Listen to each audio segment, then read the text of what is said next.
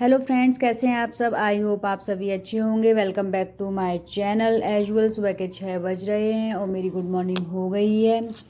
इससे पहले उठना मेरे लिए थोड़ा सा डिफ़िकल्ट हो जाता है क्योंकि मेरा जो शेड्यूल है वो काफ़ी लेट नाइट सोने का रहता है, क्योंकि फैमिली, बच्चे और सारी रिस्पॉन्सिबिलिटी के चलते तो मॉर्निंग में मैं इससे पहले नहीं उठ पाती हूँ।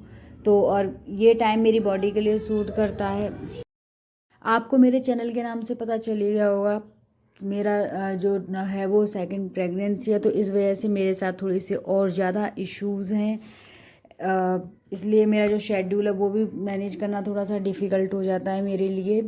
सुबह सुबह मैं जो सब्जेक्ट करती हूँ वो मैं सोशल साइंस ही करती हूँ। अभी दिवाली के चलते 4-5 दिन का जो गैप हुआ था उसमें मैंने गैप नहीं किया था, उसमें मैंने अपना पूरा रिवीजन किया था और ऑलमोस्ट मैंने जितना भी पढ़ा था वो मैंने पूरा मल्टीपल टाइम्स रिवीजन कर लिया, क्योंकि मुझे ये पता था कि अगर मैंने इस बिल्कुल स्किप कर दिया ना, तो अगर मैंने नेक्स्ट पढ़ा नहीं और मैंने रिवाइज भी नहीं किया तो कहीं ना कहीं वो मेरे लिए लैक ऑफ मोटिवेशन बन जाएगा, जिसकी वजह से मेरे लिए वापस 4-5 डेज़ के बाद बैक टू स्टडी करना थोड़ा सा डिफ़िकल्टी लेवल मेरा बढ़ जाएगा और इस वजह से शायद कहीं ना कहीं मेरा माइंड सेट नहीं होगा, 2-4 दिन और एक्स्ट्रा लग जाएंगे। इसलिए मैंने जो पढ़ा था, जितना पढ़ा था उतना ही मैंने रिवाइज़ किया, जिसकी वजह से जो मेरे अंदर जो मोटिवेशन है वो बरकरार बना रहे।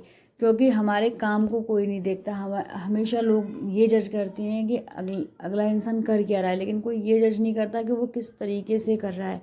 और हम हाउस वाइफ के लिए तो चीज़ें बहुत डिफ़िकल्ट हैं, क्योंकि हमें हर चीज़ देखनी होती है। हमें अपने बच्चे को भी देखना है, हमें अपने आप को भी देखना है, घर को भी देखना है, घर की रिस्पॉन्सिबिलिटीज़ जितने भी काम हैं उनको भी देखना होता है।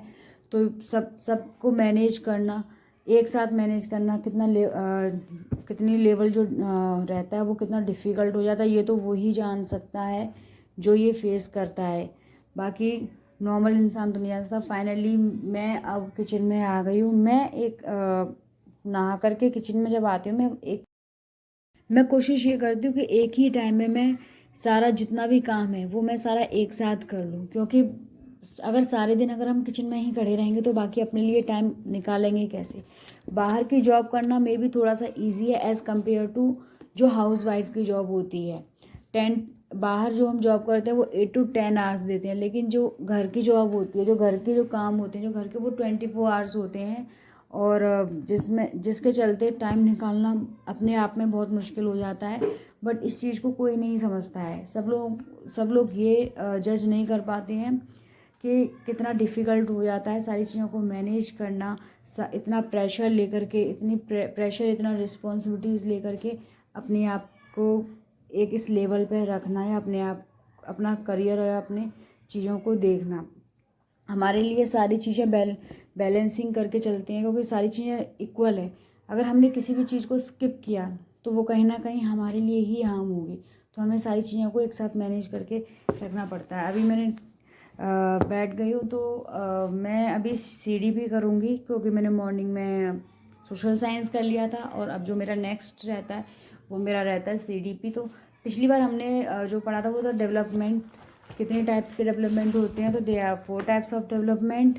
पहला जो डेवलपमेंट है वो फिजिकल डेवलपमेंट, जिसमें दो second cognitive development and third socio emotions socio development and last अगर कह सकते हैं तो इमोशनल डेवलपमेंट। सोशियो और इमोशनल दोनों एक साथ ही आ जाते हैं। फिजिकल डेवलपमेंट में 2 चीज़ें होती हैं, that is cross motor skills, fine motor skills. Cross motor skills जो होती हैं वो बड़ी मसल्स जो काम करती हैं, लाइक आर्म्स और लेग्स, जैसे रनिंग, जंपिंग, स्विमिंग, ये सारे हमारे आ जाते हैं ग्रॉस मोटर स्किल्स में। फाइन मोटर स्किल्स में फिंगर्स, आइज मसल्स से जो भी कोऑर्डिनेशन होता है, राइटिंग, ड्राइंग, स्टिचिंग एक्सेट्रा।